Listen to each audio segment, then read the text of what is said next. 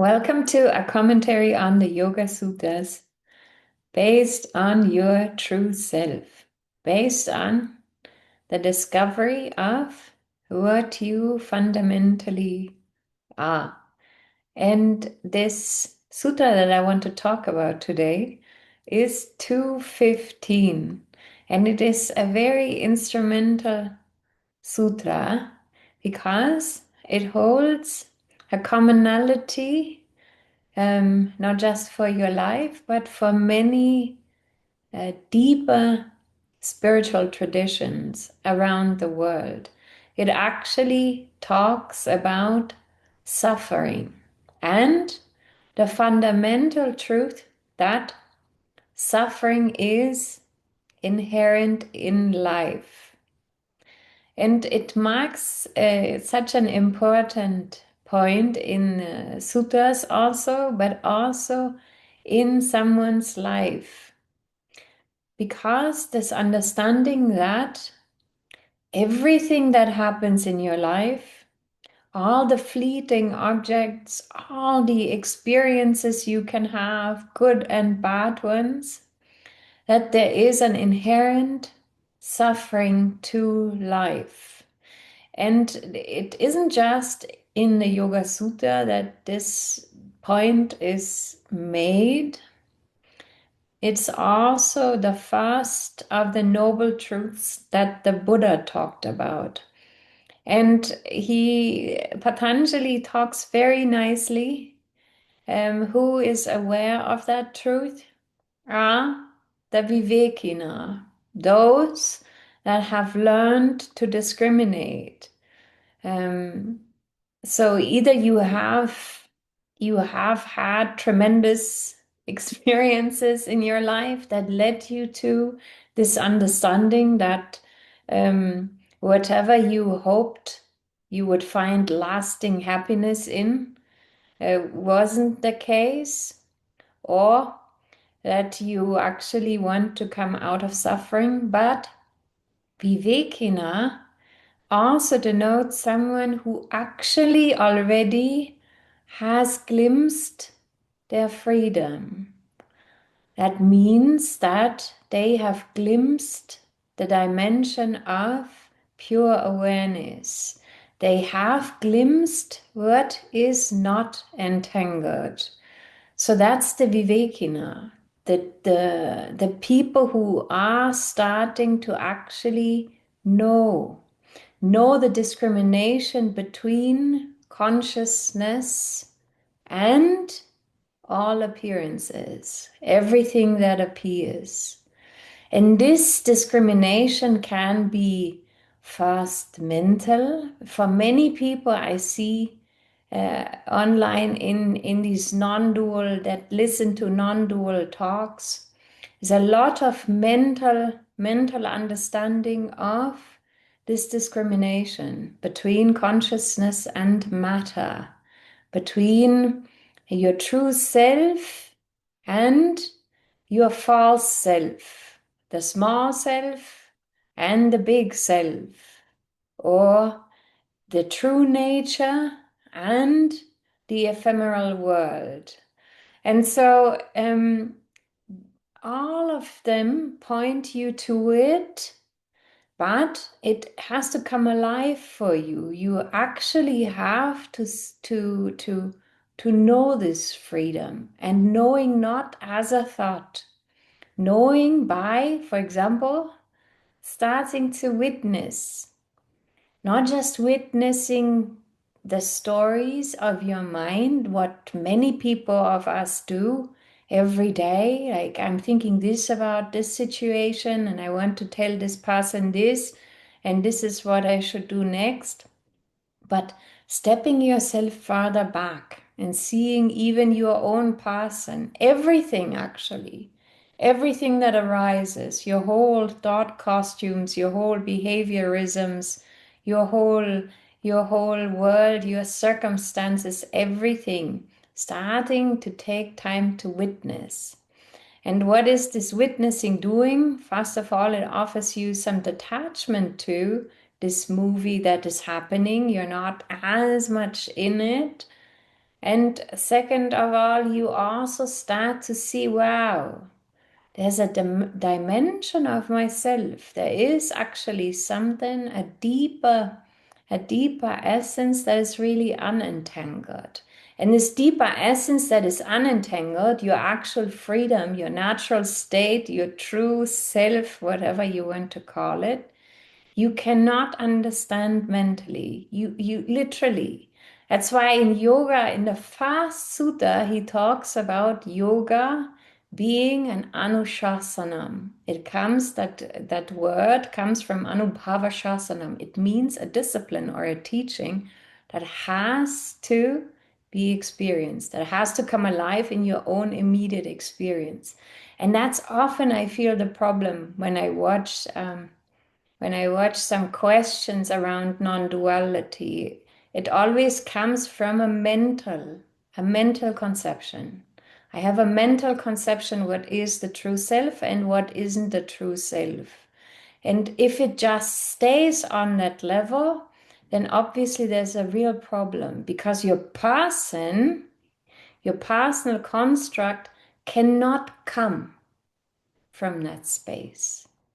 And it just cannot, without having ever found it, without having ever seen what is actually awareness. And then there comes all the forms that are tried to put on the person from trying to be free or trying to be neutral or trying to be clear. And all of it doesn't work. So you need to find this. It's not difficult, but it involves detachment from this world of form in the sense you need to start witnessing. You need to start staying with what you actually are as being or as awareness or as consciousness or the self. And you need to start witnessing so that this discrimination can actually dawn. So it isn't the Viveina that I mentioned here, the wise ones. It isn't just like a mental kind of thing. I understand all these philosophies because it's such an important part of actually what leads you out of suffering is this fundamental discrimination. What is consciousness and what is matter? And not just to have an intellectual understanding of it, but to actually come to see it yourself. See for yourself what is changeless, what is eternal, what is unentangled, most of all. And so in this sutta, he talks about this. This is 215, the first sutra, not the first sutra on suffering in the text, but the sutra that says all these things that are intrinsic to life, intrinsic to matter. Namely, what does he mention? Parinama, change. That objects are always changing. Your circumstances are always changing. Your body is always changing. The people in your life are always changing. Situations are always changing. The world is continuously changing. And so this change, and what do all these intrinsic things do? They cause disturbances in the mind. They cause disturbances in the mind. That's what he says. The second thing he says is tapa. This is expectations.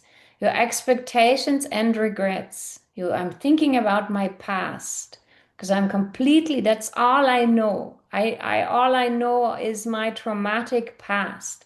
And so this becomes the capsule and the filter through which I see my whole life. And what I then also expect about my future, how close knitted are those. What I have experienced is what I project to be experiencing. And then the lens that I have for my life, for possibility, it closes. It makes it very small oftentimes. And sometimes people give up. They give up on life. They give up on their future. They give up on the world. All these, they have a very strong anxiety about the world. All these things happen because we our lens gets smaller, and we have not yet found the place of freedom from which all possibilities can arise, and that isn't projecting from this personalized sphere anymore. And then what he also mentions, what is also relevant for yoga, are the gunas, the qualities of nature and how they disturb your mind. And the qualities of nature you can see in your own body, in your own mind. These are the states of mind that continuously change, but also in the wider world. They are clarity, sattva, and then they are to be energetic or to be restless and to be basically tired. And you see how this changes and how much you credit this as what you are. One day you're very tired. You don't manage to do a lot of things. You maybe lie down, you sleep, you rest, I don't know what you do. But many people beat themselves up. The next day they are restless or energetic, and then this gets evaluated in what how good they are on that day, or clear states of mind. How many meditators are trying to find a clear state of mind, trying to, on especially on days where there's a lot going on in the mental field, where they are trying to actually get to a clear state of mind. And that all of this actually influences our mind and is continuously evaluated and causes suffering.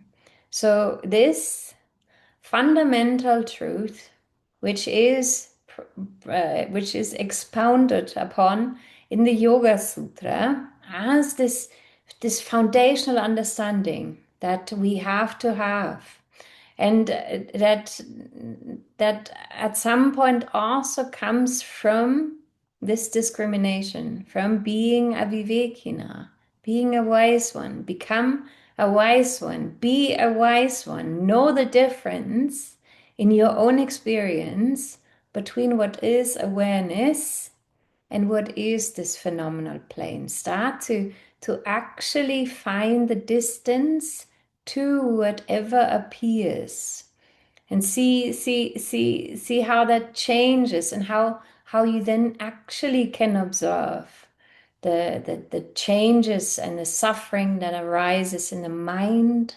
You become more aware of the changes and the suffering that just is part of this phenomenal plane, as long as we are identified with the mind, as long as this is all that we actually take ourselves to be and all that we take this world to be.